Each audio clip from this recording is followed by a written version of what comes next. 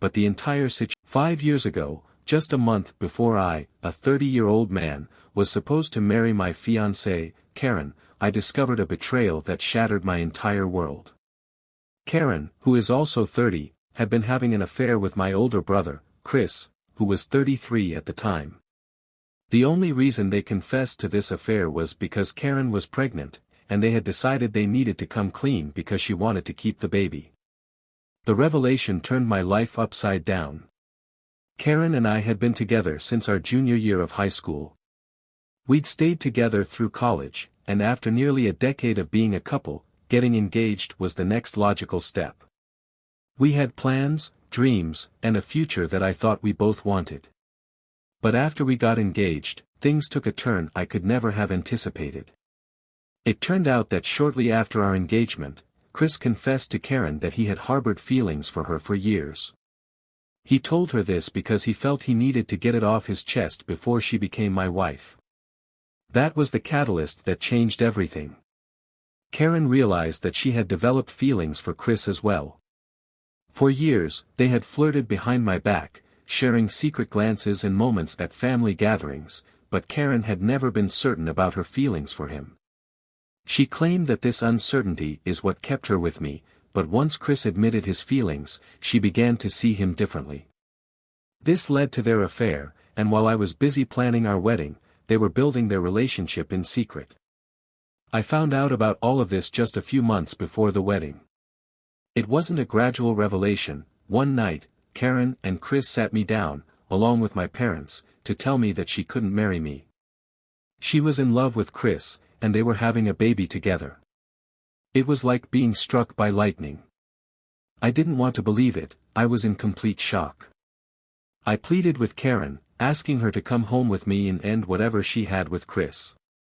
I couldn't understand why she would do this to me after everything we had been through together. But my mother immediately stepped in. To my horror, she was firmly on their side.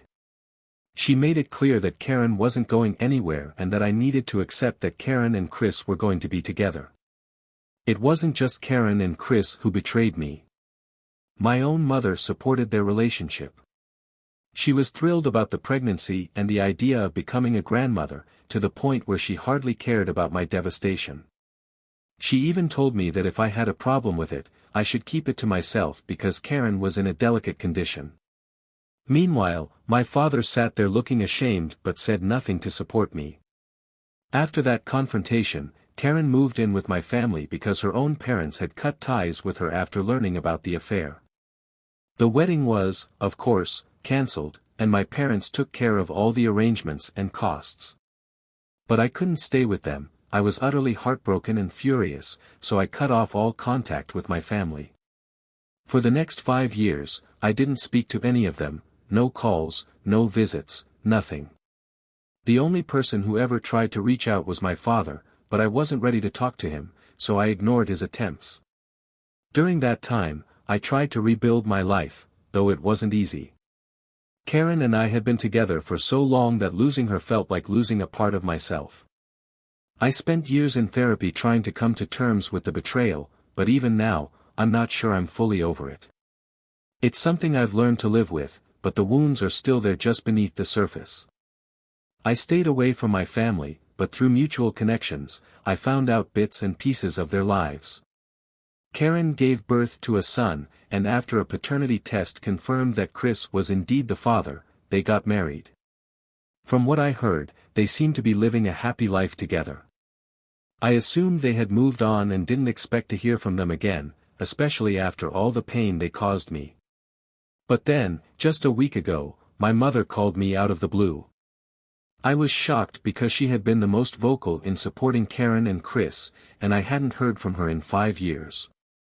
Curiosity got the better of me, so I called her back after she sent me an urgent email. When I spoke to her, she was crying and delivered some devastating news. Chris had been in a terrible car accident. It was a hit and run, and the impact had left him in a coma. The doctors said his condition was critical, and there was no telling how long he might be in that state. At first, I thought she was calling to ask me to visit him, which I would have considered doing despite everything that had happened.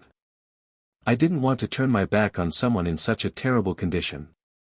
But the conversation took a bizarre and unexpected turn.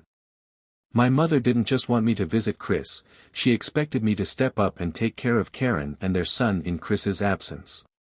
She said that since Chris was no longer capable of taking care of them, it was now my responsibility to step into his role and be there for them in every way possible. I was stunned. My mother didn't just mean providing financial support, she wanted me to move in with Karen and their child, to take over as the man in their lives. She even justified this by saying she was getting older and couldn't manage to take care of them herself. She expected me to make a decision right then and there over the phone. I lost my temper.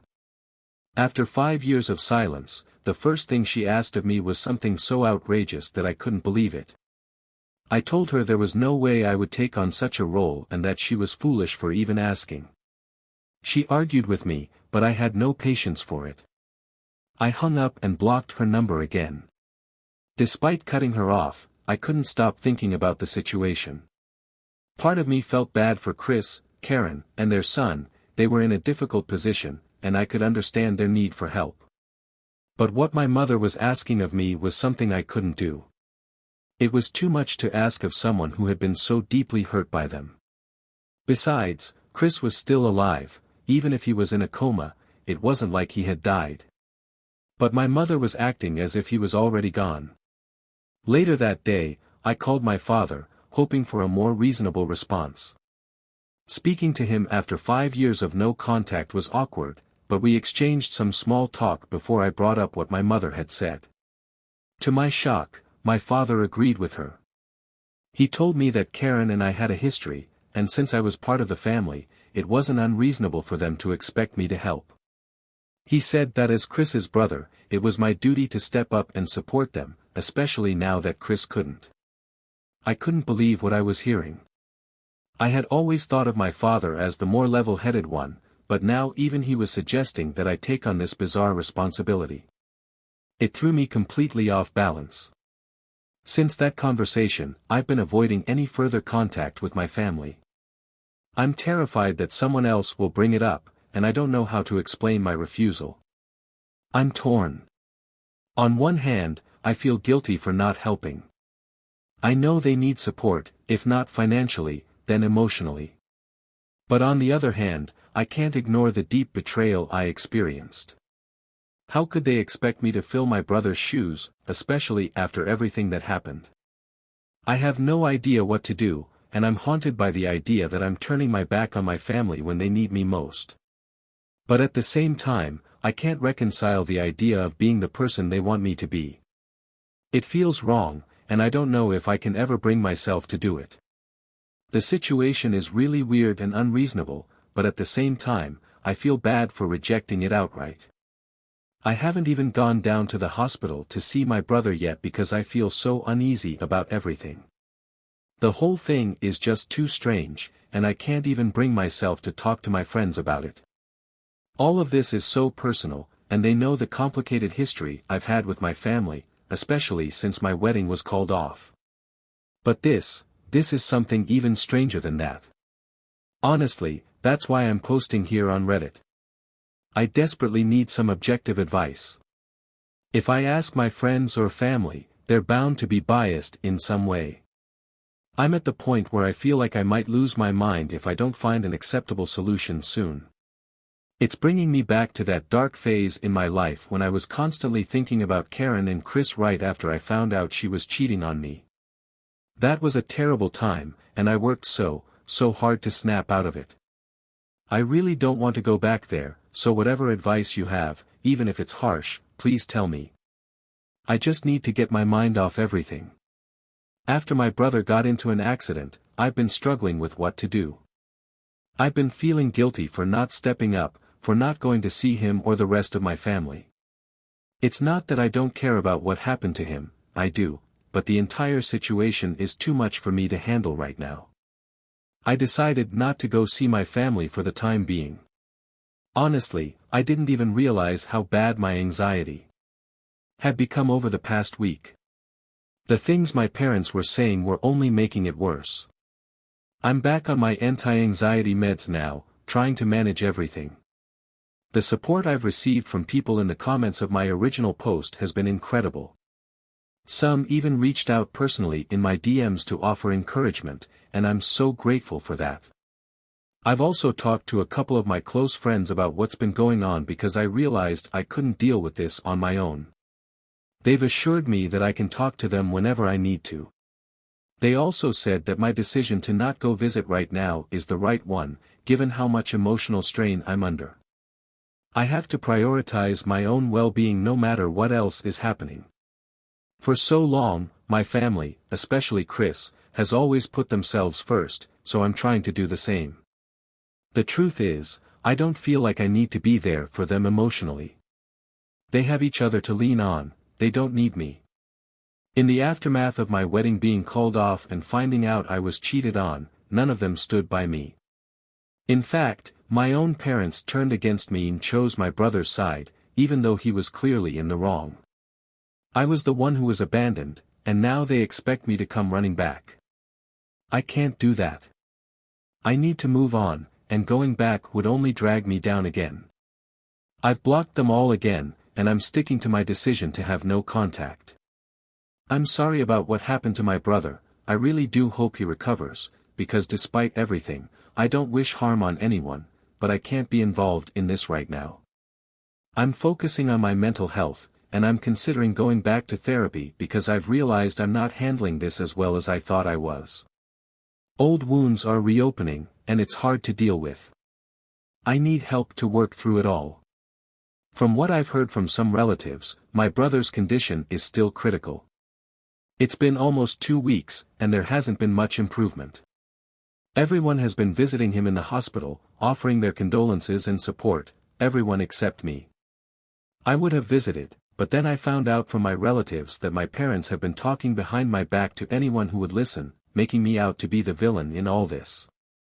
They've been telling people that they asked me to come support the family and that I refused. Some of my relatives reached out to me, confused because they didn't think that sounded like me at all. Of course, I denied the accusations, I hadn't said anything like that, and it's clear my parents were just trying to get a reaction out of me. I'm disappointed but not surprised that they would go so far as to spread lies about me to make themselves look better. They did the same thing years ago, and now they're at it again. It's upsetting, but I'm glad my relatives thought to ask me before believing the lies. If they hadn't, I could have lost the few family members who've actually been there for me. A few days after I posted my last update, my mother showed up at my house. I had blocked her on every platform, so she had no choice but to come in person. When I got home from work, there she was, waiting for me. I wasn't in the mood for a confrontation, and I almost got back in the car to leave, but she spotted me, so I didn't have much of a choice. I didn't invite her inside, I knew if I did, it would be impossible to get her to leave, so I spoke to her outside in the front yard. At first, she was calm, just making small talk, but I couldn't help myself. I asked her why she'd been spreading lies about me, telling people I'd said awful things that I hadn't. I told her it wasn't fair, I had never wished anything bad on them despite how they treated me, and I was just trying to move on with my life. She listened quietly for a while, but when I said I didn't want to talk to her anymore, she snapped. She started yelling at me right there in the yard, attracting the attention of my neighbors. She told me that she had come to apologize, but after I refused to talk, she changed her mind.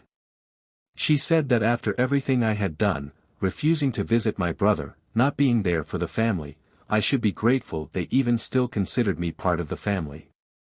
She went on to say that my reaction to my brother's accident hadn't been sad enough, apparently, she expected me to break down or something. But when I heard the news, I didn't react the way she wanted me to. How can I even begin to explain the complicated emotions I feel about all of this? It's not that I don't care, I do, but I'm also tired of being expected to perform grief in a certain way for a family that's done nothing but hurt me. Eventually, I'd had enough. I told her I was going inside and she could leave. She tried to follow me into the house, but I shut the door in her face. She cursed at me, saying I'd regret this, but I don't care anymore. I'm done with their manipulation and guilt-tripping. I've made my decision, and I'm sticking to it. It's been 26 days since the accident now, and finally, there's some good news. My brother is showing signs of improvement, he's no longer in a coma, and he's responding more. I'm genuinely relieved to hear this, even though my family didn't tell me directly, I found out through my cousins. I really hope he continues to get better because, despite everything, I don't want anything bad to happen to him. After that incident with my mom, my father called me a few days later at 5 a.m. He used a different number, so I didn't realize it was him when I answered. As soon as I picked up, he started yelling at me, calling me ungrateful and saying he wished I'd never been born. He accused me of abandoning the family in their time of need, and after a few minutes of ranting, he hung up and blocked me. It was surreal at the time, but looking back, it's almost funny how desperate they are to make me the bad guy. They've always needed someone to blame, and it's always been me. But I'm not going to let them drag me down anymore. Now that my brother is improving, I hope my parents will back off and focus on him. I'm just trying to move forward with my